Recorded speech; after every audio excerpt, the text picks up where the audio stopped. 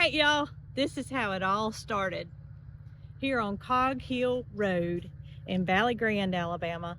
And I can't thank you guys enough. I know you're probably wondering, what in the world am I seeing Jason right now in Brooke's intro of her video? Well, I was editing this video, had some technical difficulties. The audio completely went out. No idea why. But Brooke has run to town to go do some errands. And so I was like, I need to get this video out. So let me fix this. And this is really the only way I can do it without Brooke.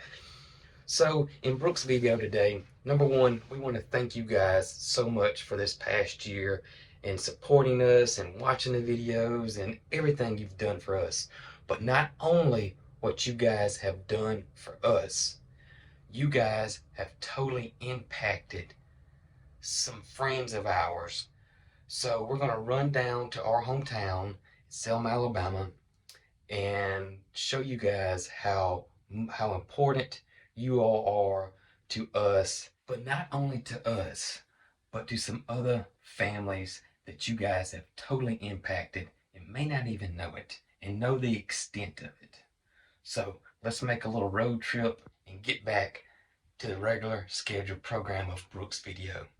Okay, guys, here we are. We are at Revival Coffee in downtown Selma, Alabama, where Ryan the Roaster is. Okay, Ryan, good to see you, buddy. Hey, good to hang out with y'all. Yes, I am actually doing this little segment today to thank you for just coming into our lives and offering your awesome coffee to these wonderful people. This is, y'all, when I came in the door, I've seen this machine before. And it's just beautiful. It's not going, it's not fired up, but it is just, I mean, it's magnificent.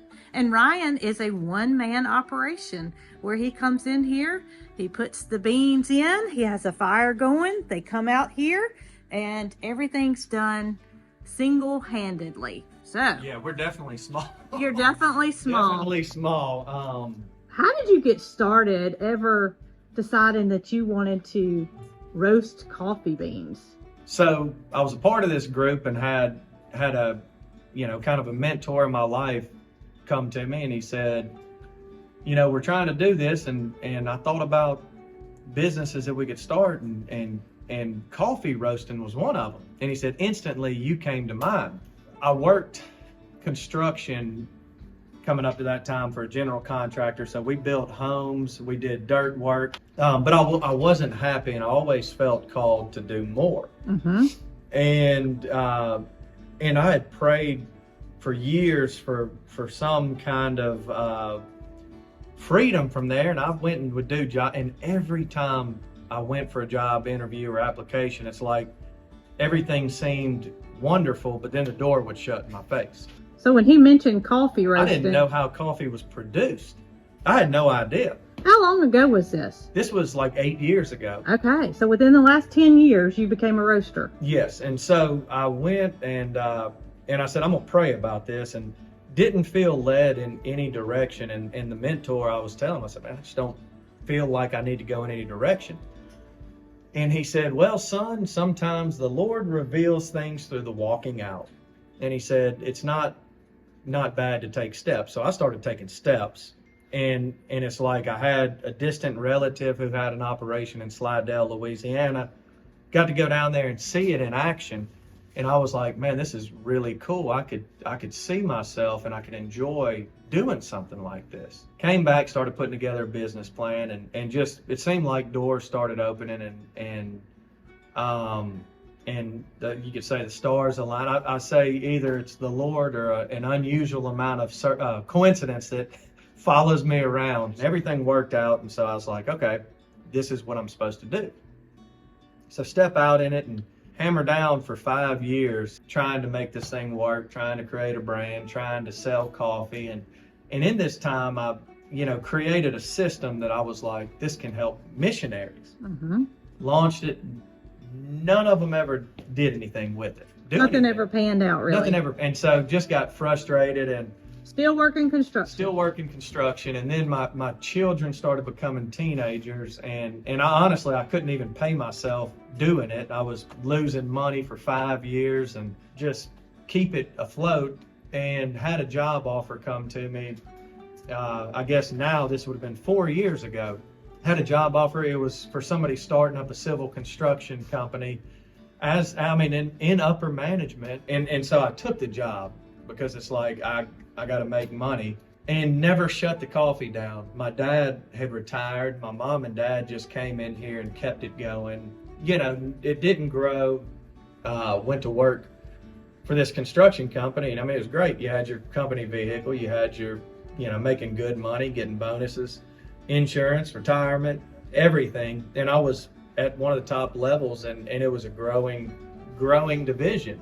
Kind of came to the realization I'm missing seeing my children grow up. And I was out of town a lot. I was managing projects all over the state of Alabama. And kind of the last 3 years of my son's high school, I feel like I missed it. My daughter now will tell me, she's like, Dad, I didn't like you at that time.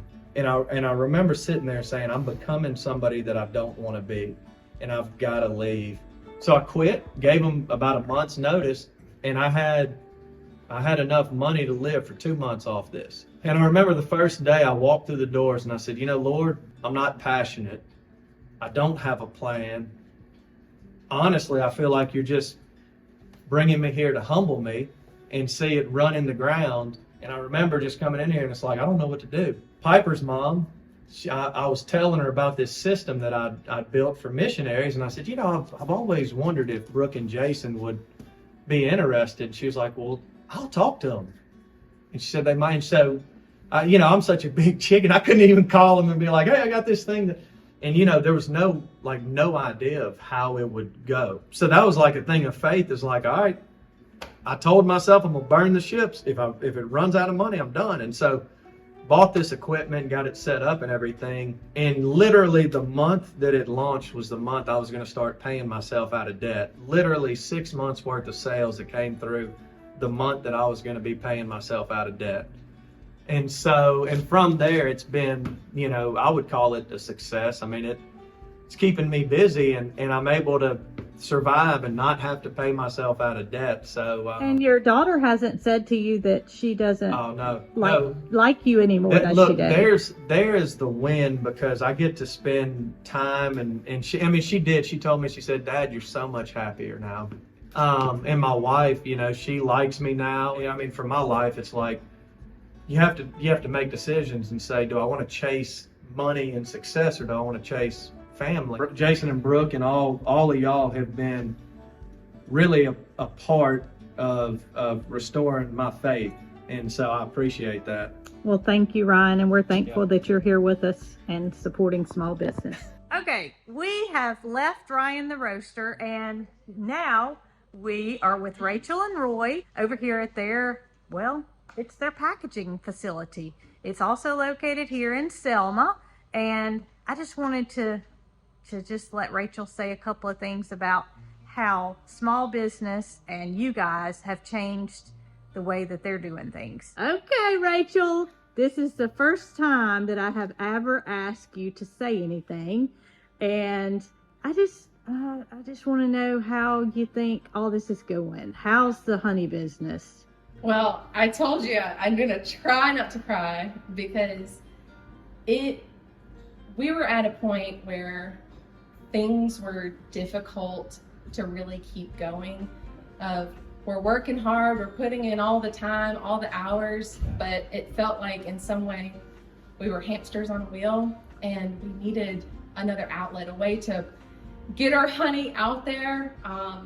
It's been a rough several years, but also really rewarding. And so I don't think without y'all, we were considering what our options were in the future. And I really don't think without y'all that we'd ever be able to continue on the way that we're excited to be and selling honey. Well, I will tell y'all one thing. Rachel and Roy, they are a daughter and father that they know their stuff. They know their bees. It's amazing to me every time I meet with the both of them to just hear their knowledge. It's endless. I mean, y'all just would be floored at the things that I learned. You've got an outlet. This is not going to end. It's going to continue. This has been crazy. It's been crazy in a good way. And y'all have got this system figured out. You're packing and shipping out orders every day. Thank you guys for coming aboard, and we'll continue this partnership in 2024 and beyond. And the honey's the limit. Well, y'all, it's me again. Brooke's still in town. I want to get this video out, and I don't know exactly what time she's going to be back, so I'm going to do the ending of the video. Y'all just don't tell Brooke. I'm just kidding. She won't mind at all. But we do want to tell you guys, thank y'all so much from the bottom of our hearts. And Rachel, Roy, and Ryan also want y'all to know that they cannot thank you guys enough, because y'all may not even have known it, or it did know it, but how much y'all have impacted their lives and their families. And so we just wanted to tell you guys, thank y'all, thank y'all, thank y'all. And we do hope y'all guys have the best Christmas ever, and can't wait for 2024. Again, thank you guys so much for everything, and I mean everything. Watching the videos, commenting, sending us letters, sending us messages. Just thank y'all. Really, thank y'all. We love y'all. Y'all be good.